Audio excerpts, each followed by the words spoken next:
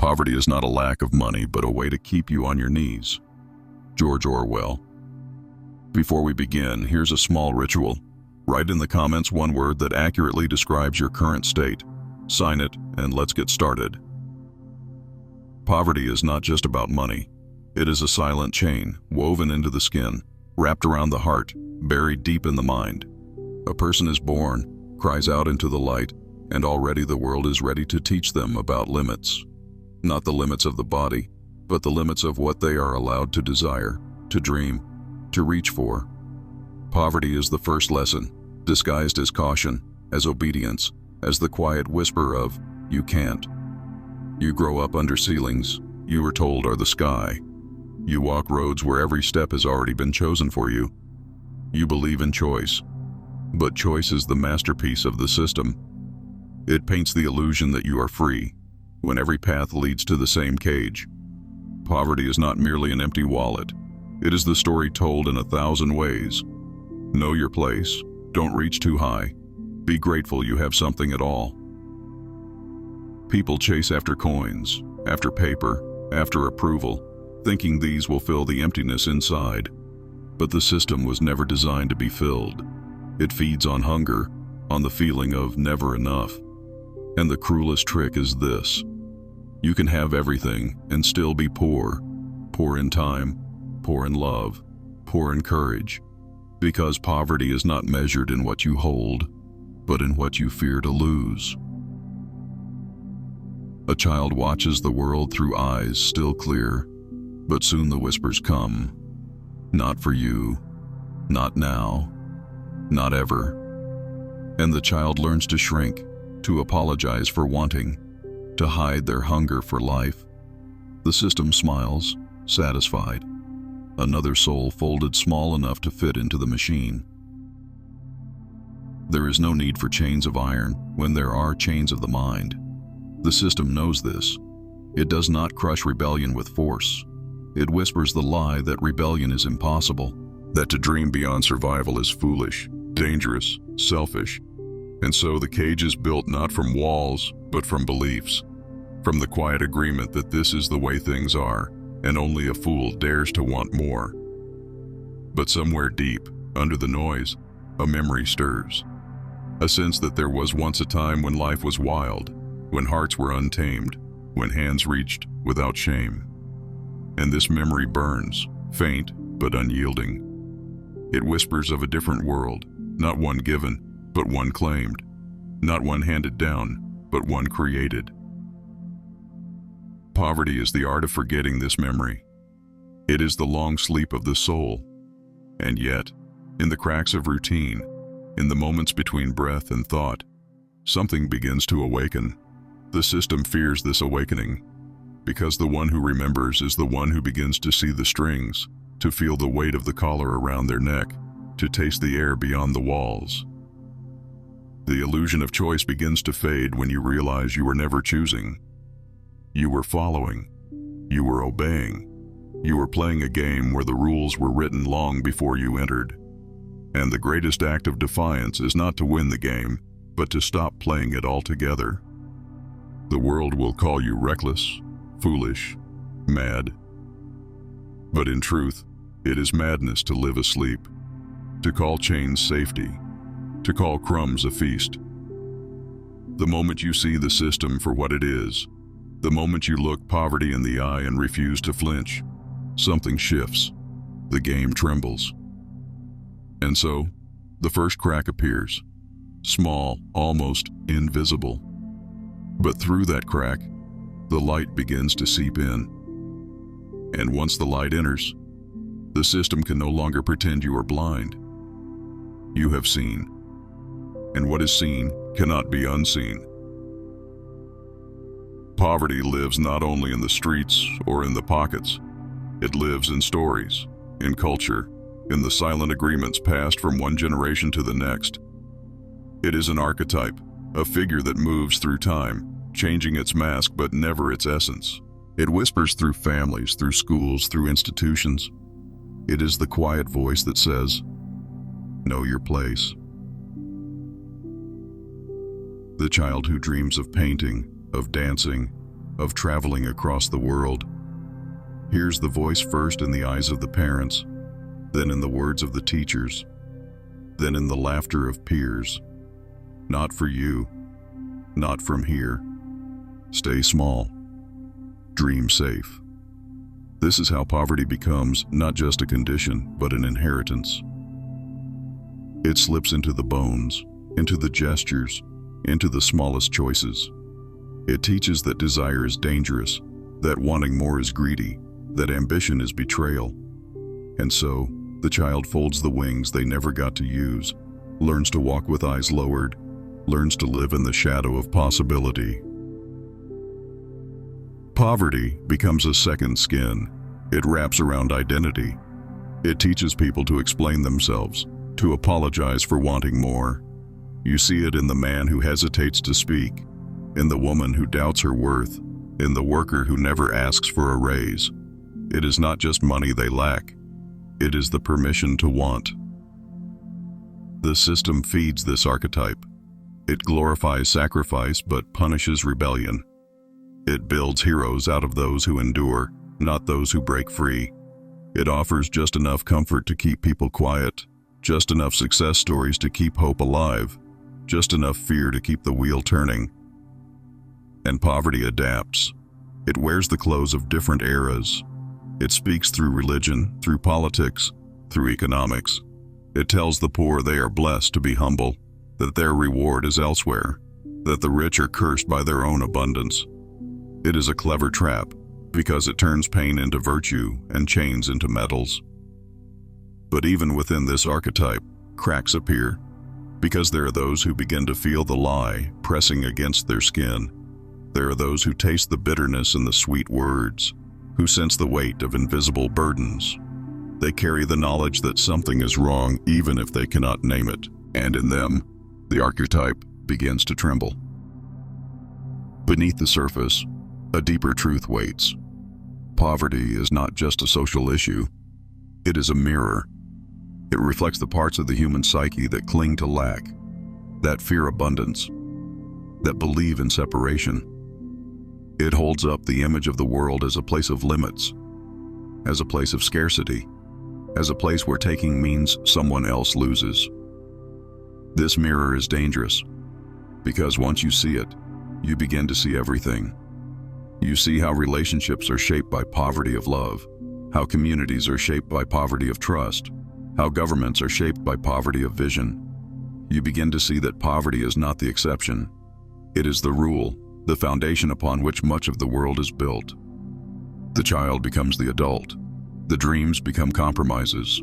The laughter becomes silence. And the system smiles.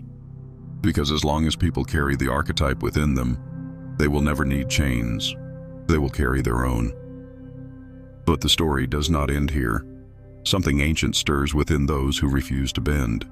It is the memory of wholeness, of abundance, of a time before lack. It is the wild hunger that does not seek just food or wealth, but freedom. The freedom to be, to expand, to claim. Poverty as an archetype is powerful, but it is not invincible, because it relies on forgetting, and the one who remembers begins to crack the walls from within. The system thrives not on abundance, but on the management of lack. It needs people to believe they are not enough, that they do not have enough, that they will never become enough unless they keep moving, consuming, producing.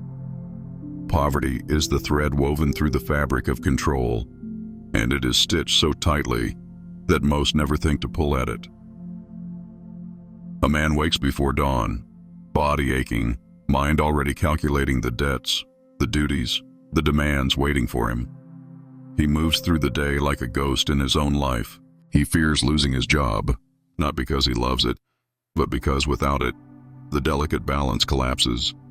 Food, rent, medicine, school, all hang on the thin thread of that paycheck. And the system knows this. It counts on this. The advertisements promise freedom, but sell cages. The products promise joy, but deliver distractions. The news promises truth but feeds fear. Everywhere, poverty is deepened not by taking, but by offering. The system understands that the most obedient servant is the one who believes they are almost free, almost there, almost worthy. At the heart of this manipulation is a simple fact. People who fear losing what little they have will never challenge those who hold everything. They will fight among themselves, compete, claw, scramble, just to stay afloat, never realizing they are all drowning in the same ocean. Divide, distract, exhaust. This is the strategy. And it works. Brilliantly. The man who fears unemployment will accept humiliation. The woman who fears loneliness will accept neglect. The artist who fears obscurity will accept exploitation. These are not personal failures. They are symptoms of a system designed to keep people small, to keep them chasing crumbs while the feast remains out of reach. The golden cage is the most dangerous prison. It offers just enough comfort to numb the hunger, just enough recognition to soften the rage, just enough opportunity to silence the questions. It seduces with promises of progress, of fairness, of merit, all while tightening the noose. And the system smiles, because the prisoner polices themselves, chains themselves, censors themselves. But poverty is not just a material condition. It is a poverty of imagination, of connection, of courage. Even the wealthy can live in poverty if they are ruled by fear, by scarcity, by the constant need to prove themselves. The mansion can become a tomb, the luxury car a coffin on wheels, the designer clothes a costume worn for a play that no longer has an audience. Look closer, and the pattern reveals itself. The worker afraid to rest, the parent afraid to disappoint, the lover afraid to demand respect, the citizen afraid to speak, all bowing not to a tyrant, but to an idea. The idea that without the system's approval, they are nothing. And yet, cracks form. The worker who walks away from the job that drains their soul. The parent who dares to raise their child with freedom instead of fear. The artist who creates without chasing applause. The citizen who speaks even when their voice trembles. These are the quiet rebellions that shake the foundations, that remind the system it is not a god, but a game. Manipulation depends on invisibility. Once seen, it loses power. The spell breaks. The system relies on speed, on noise, on distraction, because if people ever stopped, truly stopped, they might feel the weight of their own chains. And once felt, they might begin to remove them. To break the spell of poverty, one must first see it not as a personal flaw, but as a designed condition. It is not your laziness, your weakness, your failure. It is the result of centuries of systems built to divide, to exploit, to consume. To see this is not to collapse into despair, but to rise into awareness. And from awareness, a new kind of power is born. This power is quiet at first. It whispers, "You are more than this. You are more than your job, your status, your possessions. You are more than the roles you were handed." And with each act of refusal, each moment of saying no to the script, the power grows. The system fears this more than anything. Not riots, not protests, not elections, but the simple, steady awakening of those who no longer play along. Because a system cannot enslave those who have remembered their own freedom. It cannot feed on those who refuse to be consumed. Poverty will persist as long as people mistake survival for living, as long as they trade their time for trinkets, their peace for performance, their dreams for security. But when even a few begin to remember, when even a few begin to walk away, the ground begins to shift, and no system, no matter how vast, can withstand the erosion of even the smallest awakening. So the system works harder. It tightens its grip. It invents new fears, new distractions, new divisions. It whispers of enemies, of crises, of threats, real or imagined. anything to keep the attention outward, never inward, because inward is where the revolution begins. And it is beginning. In quiet rooms, in small acts, in unspoken decisions, in the worker who closes the laptop at sunset, in the lover who walks away from disrespect, in the artist who creates without permission, in the citizen who questions the story they've been fed. These are the sparks, and from sparks come fires. Poverty speaks in many languages, but its most dangerous voice is the one inside. It whispers not from the streets, but from the mirror. It is the voice that says, "You are not enough. You do not deserve. Stay small. Stay quiet. Stay grateful." There are those with wealth who are still poor. Their closets overflow, but their hearts are empty. Their calendars are full, but their souls are starving. They collect trophies, followers, admirers, but in the silence of the night, they feel the same hollow ache as the beggar on the street. Because true poverty is not a lack of resources, it is a lack of connection to self, to others, to life. The system has done its work well. It has convinced people that poverty is a number, a bank balance, a paycheck. But deeper than all of this is a poverty of being, a forgetting of worth, a disconnection from the root of one's own power. This is the poverty that grips even the wealthy, that haunts even the successful, that gnaws at the edge of even the most perfect lives. A man stands at the top of a tower he built, looking out over the world he conquered, and feels nothing. A woman fills her days with beauty, with perfection, with applause, and still hears the old voice, "Not enough."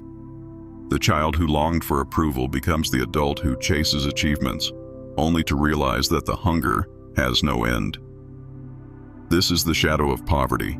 It hides not in the absence of things, but in the absence of meaning. It is the quiet erosion of joy, the slow death of authenticity, the steady collapse of the soul under the weight of expectation. The system depends on this shadow. It feeds it. It teaches people to compare, to compete, to measure themselves against illusions. It creates endless ladders, endless races, endless destinations just out of reach. And so, people run, faster, harder, desperate to escape the feeling that they are falling behind, that they are failing, that they are unworthy. But no ladder reaches the sky, no race leads home. The more one chases the image of enough, the farther one drifts from the truth of being. And here, the paradox reveals itself. The escape from poverty is not found in accumulation, but in remembrance. Not in adding more, but in peeling away the layers of illusion. The most radical act is not to strive, but to stop. To sit in the stillness, to listen to the voice beneath the noise. Inside every human being lives a truth too wild to be tamed by the system. It speaks in the language of dreams, of longing, of unshaped possibility. It remembers a time before comparison, before judgment, before scarcity. It remembers the child who ran barefoot under the sun, who sang without fear, who reached without apology. This is the truth the system fears, because a person connected to this truth cannot be controlled. They do not chase approval. They do not bow to false gods. They do not sell their lives for crumbs. They stand not in arrogance, but in knowing. And in that knowing, they are free. But the journey to this freedom is not easy. It demands a confrontation with the shadow. It demands that one look poverty in the eye, not as a condition to be escaped, but as a teacher to be understood. It demands a reckoning with the parts of the self that have been silenced, starved, exiled. The woman who says no after a lifetime of yes. The man who cries after years of holding stone in his chest. The artist who dares to create without permission. The lover who stops chasing and starts being. These are not small acts. They are revolutions. They tear at the roots of poverty, not by changing the world, but by changing the relationship to the world. To reclaim what was lost, one must walk through the valley of the shadow, not around it. not over it, through it. And there, in the quiet, in the brokenness, in the surrender, something shifts. The hunger begins to fade, the noise begins to dim, and a new voice rises. Steady, grounded, clear. This voice does not shout. It does not demand. It simply is. It carries the memory of enough. Not as a possession, but as a state of being. And from this state, everything changes. The system cannot touch the one who has nothing to prove. It cannot bribe the one who is not for sale. It cannot threaten the one who has made peace with loss. This is the secret that moves through history, through myth, through rebellion. True power is born not from what you hold, but from what you no longer need. Poverty thrives in the absence of this knowing. It clings to the edges of identity, to the cracks of doubt. It whispers of danger, of isolation, of abandonment. But once seen, once named, it loses its grip. And so, the journey turns inward. The work becomes not the acquisition of wealth, but the dismantling of the walls within. The work becomes remembering, not as nostalgia, but as awakening. It becomes the fierce, tender labor of reclaiming the parts of the self that were sacrificed on the altar of survival. The system offers no map for this journey. It offers no applause, no rewards, no medals. But those who walk this path know the prize was never out there. It was always here. In the breath, in the body, in the beat of the heart that dares to love without condition, to live without apology, to rise without permission. And in this rising, poverty begins to crack. The shadow begins to lift. And through the fissures, light begins to pour. The awakening does not arrive like thunder or lightning. It comes softly, often unnoticed at first, in the quiet refusal to keep running, in the subtle shift of breath when one pauses and listens. The system has trained people to believe that change must be dramatic, that freedom must be won through battle. But the deepest transformation is often the most silent. A man wakes one morning and realizes he no longer dreads the day, not because the world has changed, but because something inside him has softened. A woman steps away from a conversation, feeling the old pattern tug at her, the familiar urge to please, to bend, to disappear. But this time, she stays present. She stays whole. These are the beginnings of rebellion, and the system fears them more than slogans or protests. To awaken is to see the strings. It is to recognize that the game is rigged, that the rewards are distractions, that the punishments are smoke and mirrors. It is to feel, for the first time, the weight of the armor you have carried, the heaviness of the masks you have worn, the exhaustion of performing for a stage that was never yours. Transformation begins in the body, not in the mind. It begins when the shoulders drop, when the jaw softens, when the breath deepens. It begins when the story of not enough begins to crack, when the old voice of lack starts to tremble. The system counts on tension, on contraction, on the narrow focus of fear. But when the body softens, when the heart opens, when the gaze widens, the grip loosens. There is no single moment when the cage disappears. Instead, there is a gradual remembering. The door was always open. The bars were never locked. The prison was maintained not by force, but by agreement. And in the quiet refusal to keep agreeing, freedom blooms. The system will not applaud this. It will not reward the one who steps away. It may punish, shame, isolate. But the awakened one knows that these are the last desperate gasps of control. They know that every step taken in truth is a step beyond the reach of manipulation. The path of transformation is not a straight line. It winds through grief, through rage, through sorrow, through emptiness. It strips away what is false, not out of cruelty, but out of necessity. Because to be free is to stand naked before life, to stand without pretense, without defense, without the old stories of worth. The warrior of awakening does not fight the system with fists or slogans. They fight by living fully, by loving deeply, by creating wildly.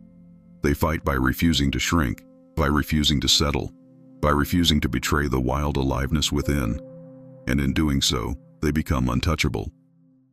This is the transformation the system cannot predict, cannot control, cannot crush. Because it is not a movement, not an ideology, not a rebellion of the masses. It is a rebellion of the soul, quiet and fierce, spreading from one heart to another, from one breath to the next.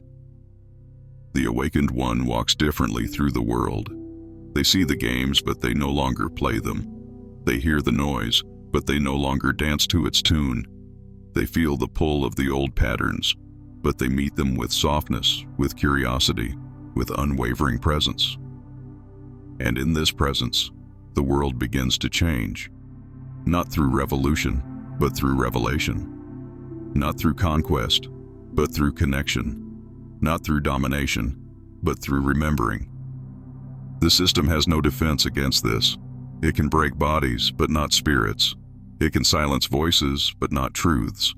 It can scatter movements, but not the quiet power of a soul returned to itself. As the awakening spreads, the ground begins to shift.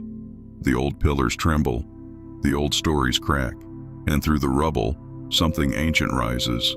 Not a new order, but a new way of being. This way is not taught in schools, not preached in pulpits, not sold in markets.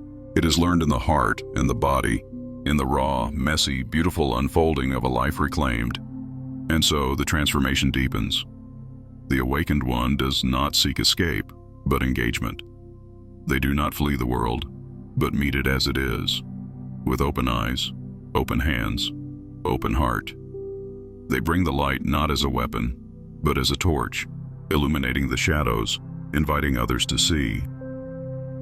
This is how the system ends, not with a bang, but with a wave of remembering, not with a collapse, but with a rising, not with destruction, but with awakening. True power is born in the space where loss no longer terrifies, where lack no longer defines, where the hunger for approval no longer consumes. It is born when the hands unclench, when the fists open, when the desperate grasping softens into quiet knowing. The system feeds on fear, the fear of not having, the fear of not being, the fear of being left behind. It needs people to scramble, to compete, to compare. It needs them to believe that every gain is fragile, every joy temporary, every success one mistake away from collapse. But when a person no longer plays this game, the foundation begins to crack. A man stands at the edge of a choice, to keep climbing or to step off the ladder. For years, the climb defined him. The next promotion, the next achievement, the next moment of recognition. But now, something inside has quieted. The thirst has dulled, and in its place, a strange peace has arrived. He steps off the ladder, not because he has failed, but because he has remembered. A woman leaves a room where she was always small, where her voice was always measured, where her laughter was always a little too loud, a little too much. She walks into the sunlight, feels the wind on her skin, and for the first time in years, she does not shrink. She expands. This is how power is born, not in the grasping, but in the releasing, not in the domination of others, but in the reunion with the self. It is the power of the one who has nothing left to prove, who walks away from the game, who no longer bows to the false kings of status, wealth, and approval. The system panics when it meets such a person. It does not know how to command them. It has no currency that can buy them, no threat that can bend them, because they have already faced the greatest loss, the death of the false self. And they have survived. The one who has walked through their own emptiness no longer fears the emptiness outside. They no longer flinch at rejection, no longer tremble before judgment, no longer twist themselves into knots to fit the expectations of others.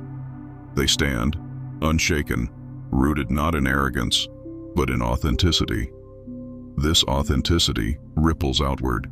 It calls others home to themselves. It reminds them of what they, too, have buried beneath layers of adaptation and compromise. It stirs the memory of freedom in the hearts of those still bound by the system's chains. The birth of power is not loud. It is not a spectacle. It is a quiet, steady awakening. A remembering that you were never meant to live small, never meant to live afraid, never meant to barter your soul for scraps of safety.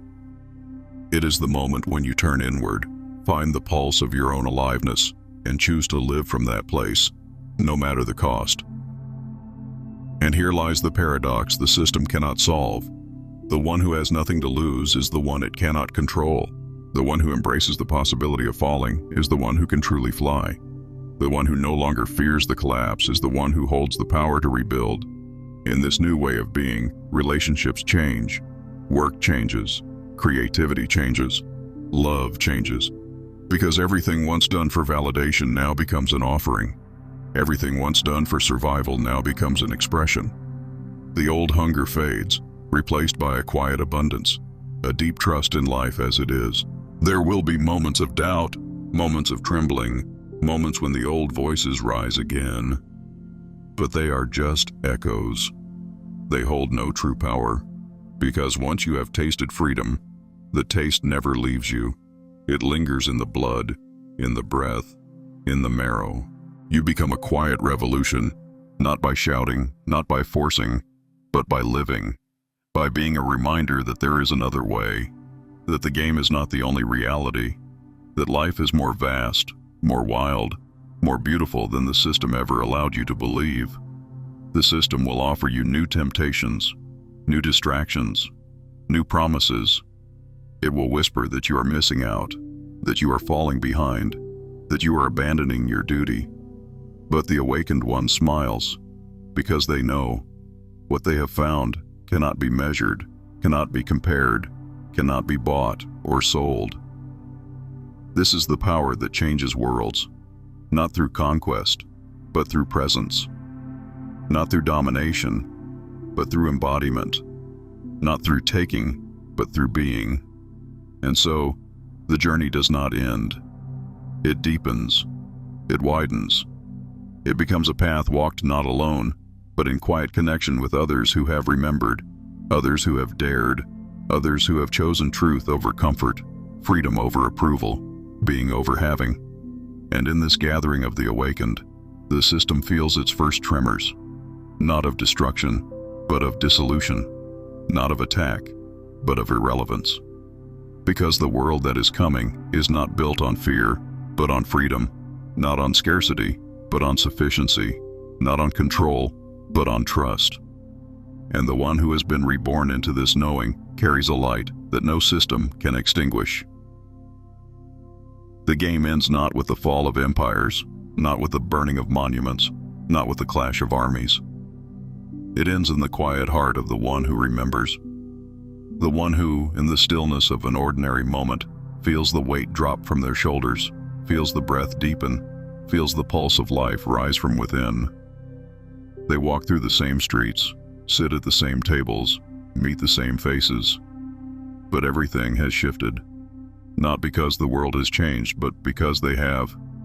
The hunger is gone. The need to prove, to perform, to possess has dissolved. What remains is presence. What remains is freedom. The system, sensing the change, may push harder. It may try to pull them back, to wrap them once more in the old threads of fear and lack. But the one who has tasted their own wholeness is no longer caught. They see the tricks, they hear the whispers, they feel the pull, and they stay rooted. They stay awake.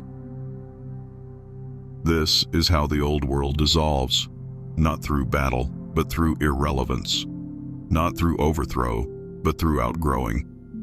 The chains fall when they are no longer believed in. The walls crumble when they are no longer leaned on. The system collapses when its rules are no longer played. True liberation is simple. It is the moment when a person turns to the world and says, "I am enough. I have enough. I am no longer yours to shape, to chase, to consume. I am whole. And from this place, they begin to live. Not perfectly, not without fear or flaw, but freely, fully, fiercely. They give without grasping, love without clinging, create without comparing. They walk their path with eyes open, with heart soft, with soul blazing.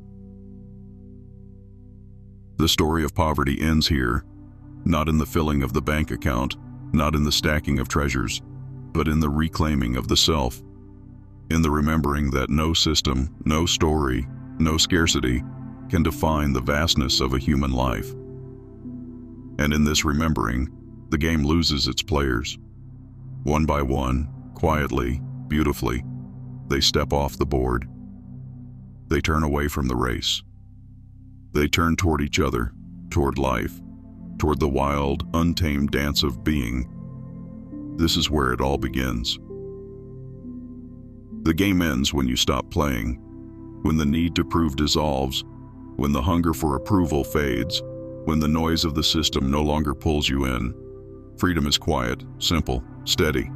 It is the breath you take without fear, the step you make without permission, the love you give without condition. And in that quiet, in that stillness, the world begins to change. Not because you conquered it, but because you finally remembered who you are. We're sure you've discovered plenty of value, so subscribe now and stay connected.